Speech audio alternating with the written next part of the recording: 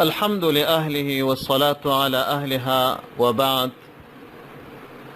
د حمادیه ښوونیزو ګروپونو ټولو معززو ګډونوالو، د رمضان المبارک د میاشتې په مناسبت چې مو کوم درسونه را پیل کړي وه، په ننني درس کې د اعتکاف اړوند ځینې هغه مسائل تر بحث لاندې نیسو چې د ضرورت په وخت کې معتکف کولی سي ووځي او په کومو حالاتو کې وتلی سي.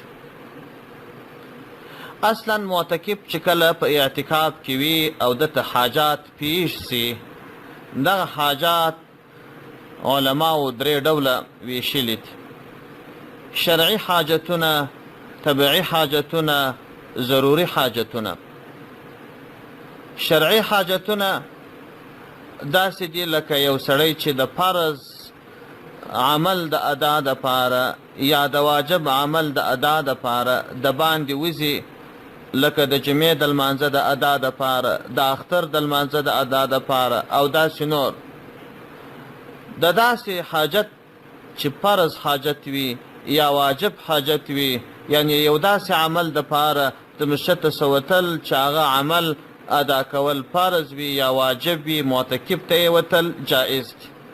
بحر رایق جلد دوم صفحه 473. او کچیرې یو څوک د جمعې د لمانځه لپاره ولاړی، د ده دپاره جایز ده چې د جمعې لمونځ ادا کړي او 6 رکاته نفل وکړي او د 6 رکاتو نفلو تر ادا کولو وروسته فورا بیرته را روان سي. البته که چیرې هلته وخت تیر کړي وځنډېدی، جائز خودی خدا کار مکروه تنزیهی دی. رد محتار جلد دریم صفحه 503. او کچیری یو معتکف په اوداسه باندې اخته وي او یا په کوم بل ضرورت باندې اخته وي، خپل جماعت ځینې تیر سي، نو دته جایزه نه ده چې د جماعت دپاره بل مسجد ته ولاړ سي، ځکه جماعت ادا کول واجب عمل نه دی، فرض عمل نه دی. موږ وویل چې د فرض یا د واجب عمل دپاره او بلکې جماعت کول دا سنت دی، سنت موکد دی. که چیرې یو معتکف د جمعې د لمانځه د ادا دپاره د باندې ولاړی، یعنې بلې جامع ته ولاړی، پر دا لارې چې راتلی، نو دی د یو بل نیک عمل سره مخ شو. یو ناروغ په مخه ورغلی، د ناروغ پوښتنه یې وکړل، یا یو جنازه په مخه ورغله، د جنازې د لمانځه لمونځ تیار و، په هغه کې ګډون وکړي، نو دغه کار دته جایز دی، ځکه دی تللی د جمعې د لمانځه دپاره دی، پر دې لارې طبعا دا عبادت وکړي، دا جایز دی.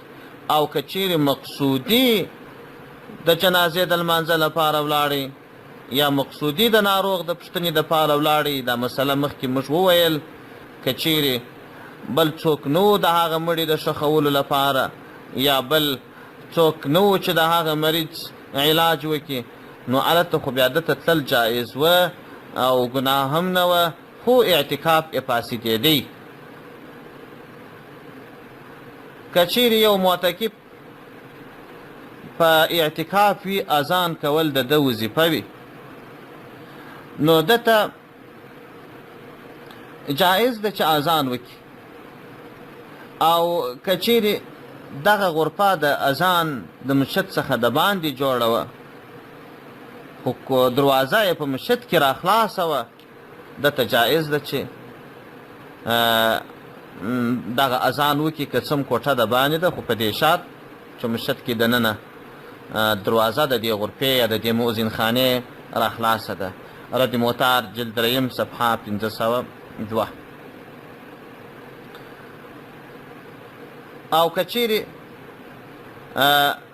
یو معتکف د اعتکاف په دوران کې دته طبیعي حاجات پیښ سوه، طبیعي حاجتونه لکه قضای حاجت، بولی کول، استنجا وهل، د جنابت څخه غسل کول، و دې ټولو ته بیا هم د معتکف تګ جایز دی، خو به قدر ضرورت یعنې دا که نږدې ځای وي لرې ځای به نه شي. البته که نږدې ځای و او په هغه کې مشکلات زیات وه بیا لرې ځای هم تلل ورته جایز دي. رد موتار جلد 3 صفحه 501.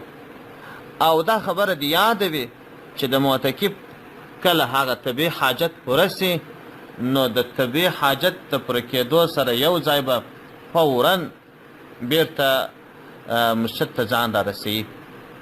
دا د معتکف اړونده د شرعي او طبیعي حاجاتو خبره وه چې په اعتکاف کې کم ضروري حاجات دي او یا دې ته ورته څه جزئیات نورې دي هغه به انشاءالله په بل درس کې بیان کړو. والسلام علیکم ورحمة الله وبرکاته.